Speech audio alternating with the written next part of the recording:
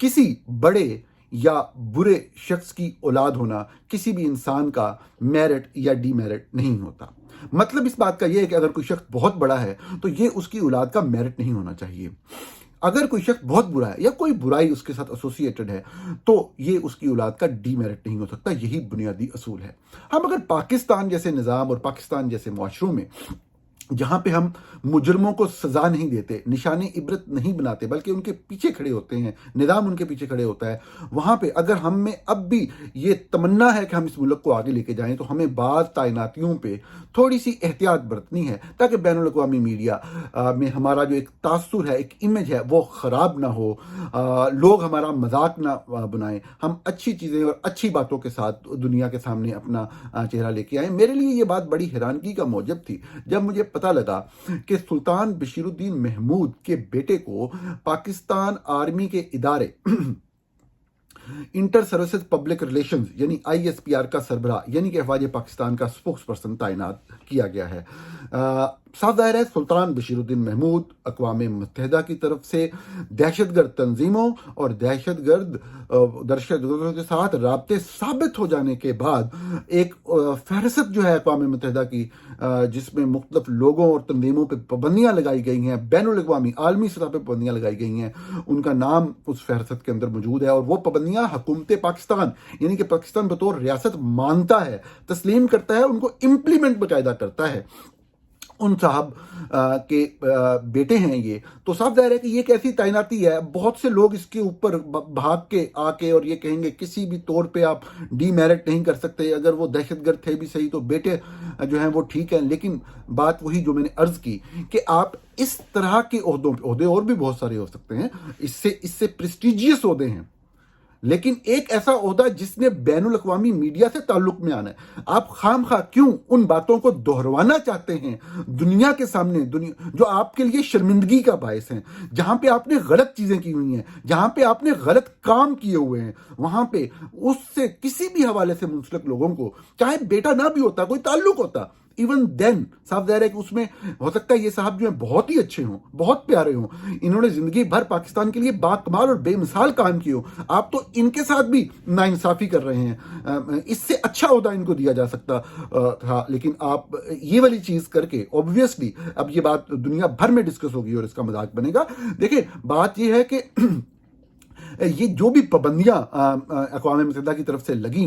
उनके अलकायदा से ताल्लुक होने के हवाले से, वो सब चीज़ें जो हैं वो रिकॉर्ड पर हैं, वो सब की सब चीज़ें साबित हुई। देखें जो सुल्तान बशीरुद्दीन है, ये तो 80 की दहाई में इनका नाम जो है वो एक आप कह सकते हैं कि एक मुतनाज़ा या एक अताई साइंसदान के तौर पे सामने आया। इनकी जो शोहरत थी वो एक इस्लामी टच देने वाले साइंसदान की थी, जो कि जिन फिजिक्स का एक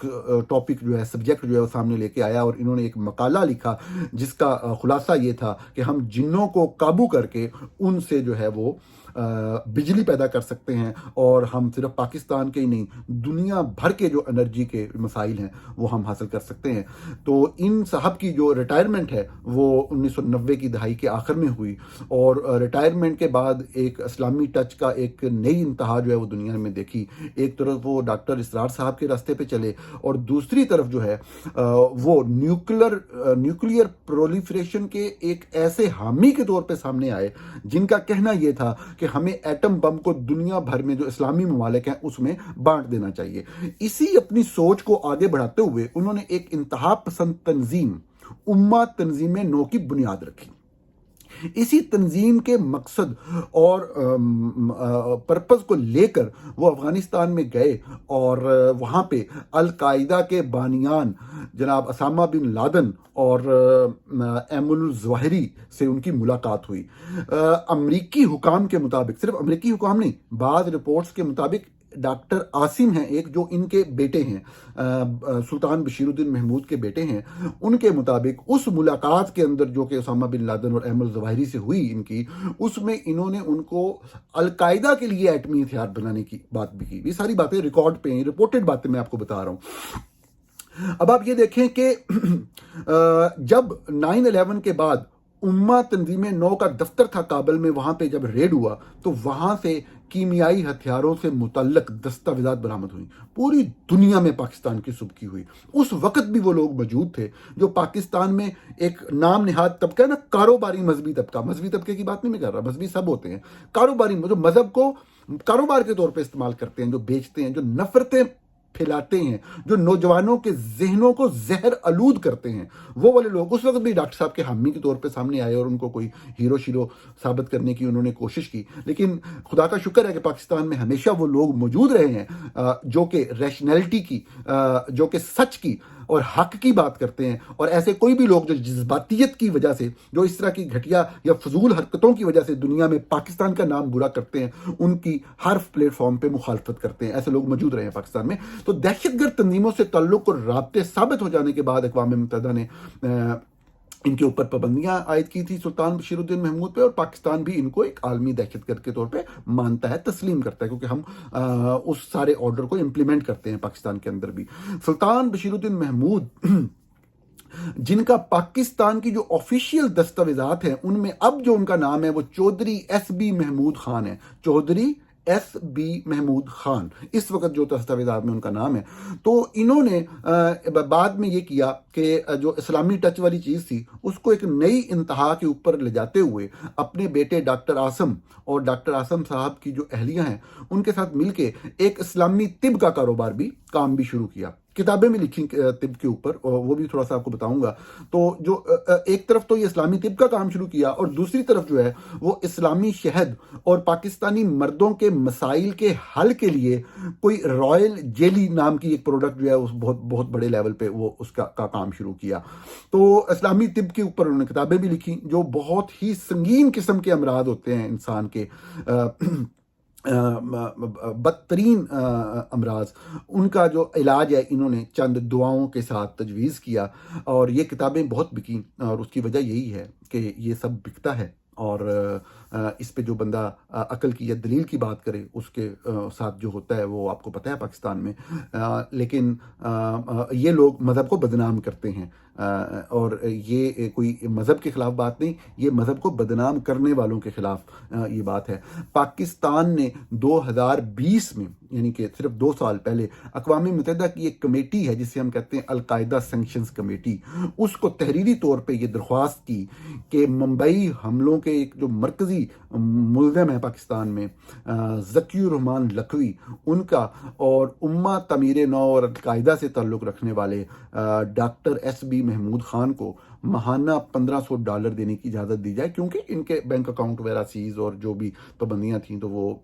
इन्फोर्स थी, अपेरेंटली दिखाने के लिए इन्फोर्स थी। तो ये इन्होंने 2020 में इन राइटिंग इजाज़त मांगी पाकिस्तान ने,